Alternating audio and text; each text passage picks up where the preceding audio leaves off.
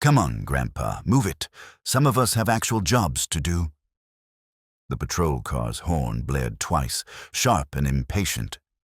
Carl Messner kept his pace steady, his cane clicking against the asphalt, with the rhythm of a man who had learned long ago that rushing caused more problems than it solved. The crosswalk signal still showed 12 seconds remaining. He was not breaking any law. He was simply old and slow, and in the way of someone who had never learned patience. If you believe that the slowest person in the room might be the most dangerous, type warrior in the comments before we continue. Downtown Portland on a Tuesday morning moved with the relentless energy of commerce and caffeine. Bankers in tailored suits, baristas hauling deliveries, construction workers shouting over the din of jackhammers, everyone rushing somewhere, everyone certain their destination mattered more than anyone else's. Carl Messner fit none of these categories. At 74 years old, walking with a pronounced limp that turned every step into a negotiation with gravity, he looked like a man whose rushing days were long behind him. His cane was nothing special to look at. Plain wooden shaft, curved handle, rubber tip worn smooth from years of use. He'd bought it at a drugstore 15 years ago, when the shrapnel in his left hip finally made walking, unaided, impossible. The VA had offered him fancier options, ergonomic grips, adjustable aluminum, even a seat that folded out for resting.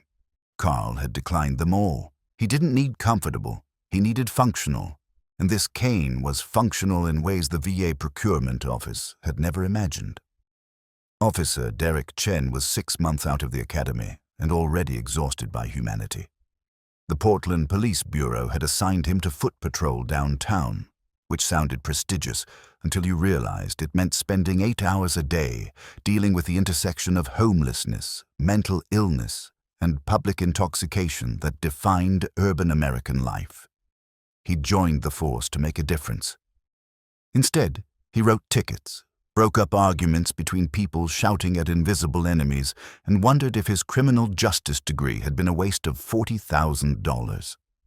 Today, he was running late for a community liaison meeting that his sergeant had made very clear was not optional. His patrol car was stuck behind a crosswalk where an old man with a cane was taking approximately forever to cross 4 lanes of street. Chen hit the horn again. The old man didn't speed up, didn't acknowledge him, just kept moving at the same glacial pace, cane clicking, shoulders hunched against the morning chill. Chen rolled down his window. Sir, can you please move faster? You're blocking traffic." Carl turned his head slightly, just enough to register the officer's existence, then returned his attention to the crosswalk. Click, step, click, step. The signal changed to flashing red. Carl was still 6 feet from the curb. Chen felt his blood pressure spike. He threw the car into park, stepped out, and strode toward the old man with the aggressive posture of someone who had learned authority from television rather than experience. "Sir, I need you to clear the intersection. You're creating a traffic hazard." Carl reached the curb and stepped up onto the sidewalk before turning to face the young officer. His eyes were gray, the color of old steel, set in a face that had weathered more than Portland rain. "The signal gave me 20 seconds, he said quietly. "I used 18. That is not a hazard. That is a crosswalk working as designed. Don't get smart with me." Chen's hand drifted toward his belt, not to any weapon, just the instinctive gestures of a man who wanted to feel powerful. "I could cite you for impeding traffic." Carl studied the young officer the way a teacher studies a struggling student, not with contempt, something closer to disappointment. "You could," he agreed. "You would lose in court, waste your department's time, and learn nothing, but you could." Before Chen could respond, the universe intervened with its usual lack of timing. The First National Bank sat on the corner of A 4th and Morrison, its glass doors 50 feet from where Carl and Officer Chen stood in their standoff. Those doors exploded outward as a man in a black ski mask burst through them, a silver revolver in his right hand, a canvas bag clutched in his left. Behind him, alarm screamed. Someone inside was shouting about a gun. The robber sprinted directly toward them, toward the patrol car that represented both obstacle and opportunity. Everything that happened next took less than 4 seconds. Officer Derek Chen, 6 months out of the academy, trained in active shooter response, certified in defensive tactics, froze. His hand went to his service weapon, but stopped there, fingers touching the grip without drawing. His brain, flooded with adrenaline and contradictory training scenarios, locked up like a crashed computer. The robber was 20 feet away. 15. 10. Carl moved, not fast by young men's standards, but fast enough. His cane came up in a sweeping arc that looked almost lazy, the curved handle hooking behind the robber's lead ankle at exactly the moment his weight committed to that foot. Physics did the rest. The robber's momentum, which had been carrying him forward at a dead sprint, suddenly had nowhere to go but down. He pitched forward, arms windmilling, the revolver swinging wild. Before he hit the ground, Carl's cane was already moving again. The rubber tip drove into the robber's wrist with surgical precision, striking the cluster of nerves that controlled grip strength. The revolver clattered to the sidewalk. The robber's bag of stolen cash followed. Carl's free hand, the left one, shot out and grabbed the falling man's collar, redirecting his trajectory so that instead of face-planting on concrete, he landed on his side, the wind knocked out of him, but no serious damage done. Then Carl's cane pressed against the robber's throat, not crushing, not choking, just present, a reminder of how quickly this situation could become much worse. "Stay down," Carl said.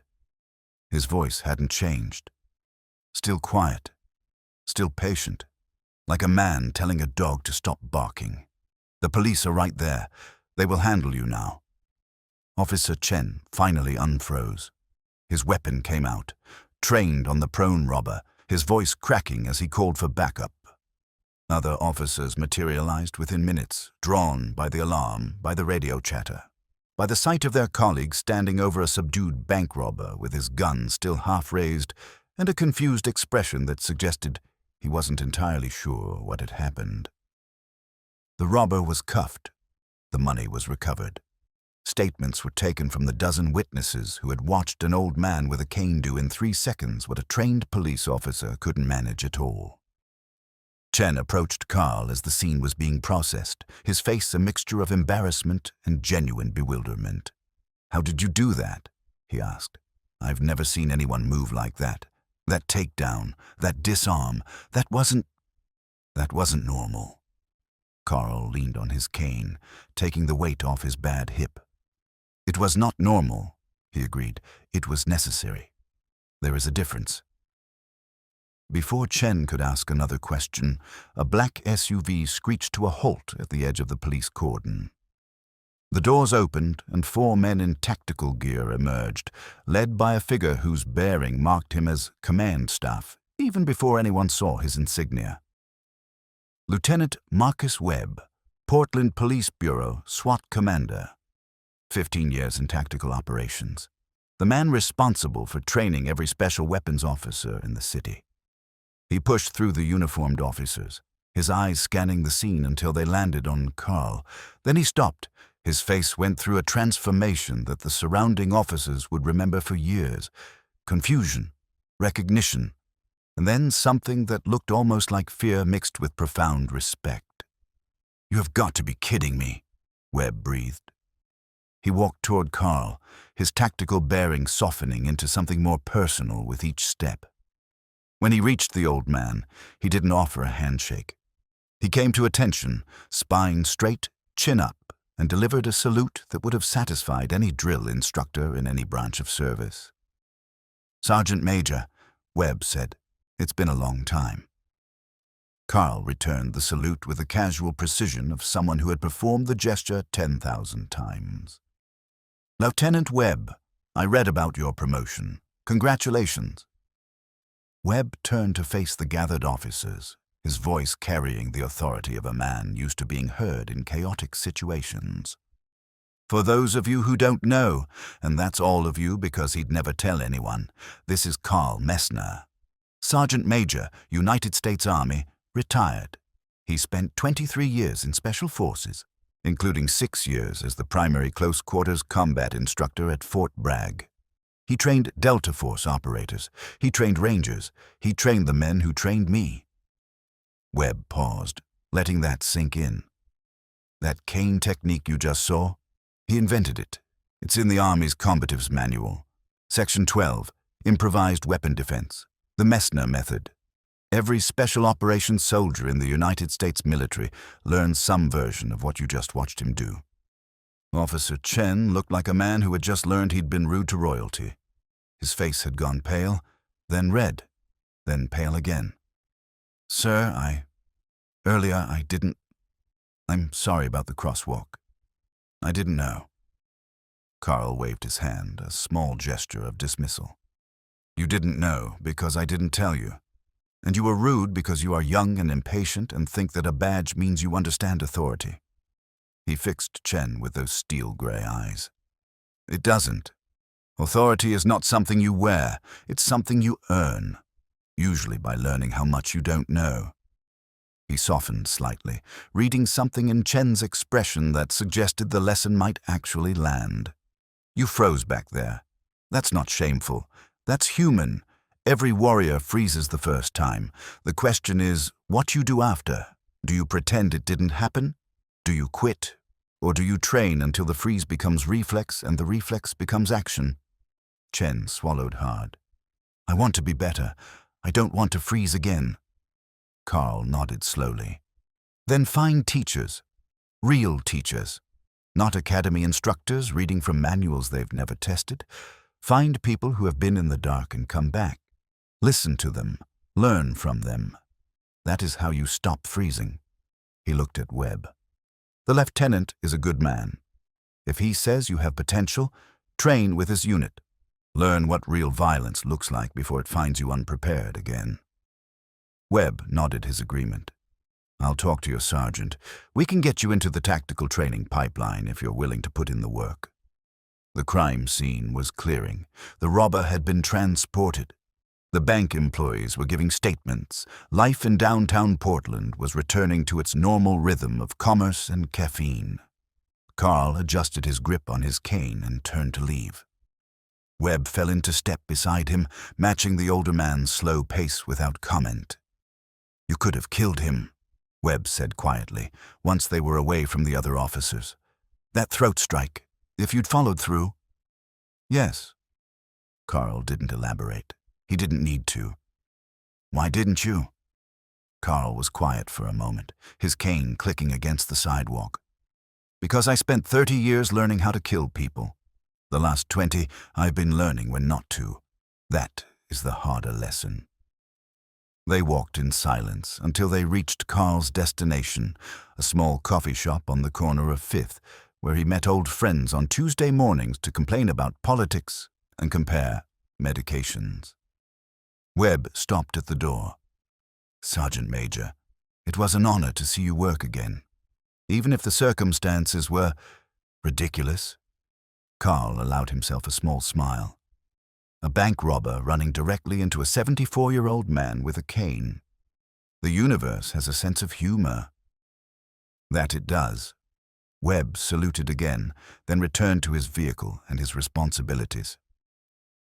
Carl watched him go, then pushed open the coffee shop door, where 3 other old men were already seated at their usual table, waiting to hear why he was late.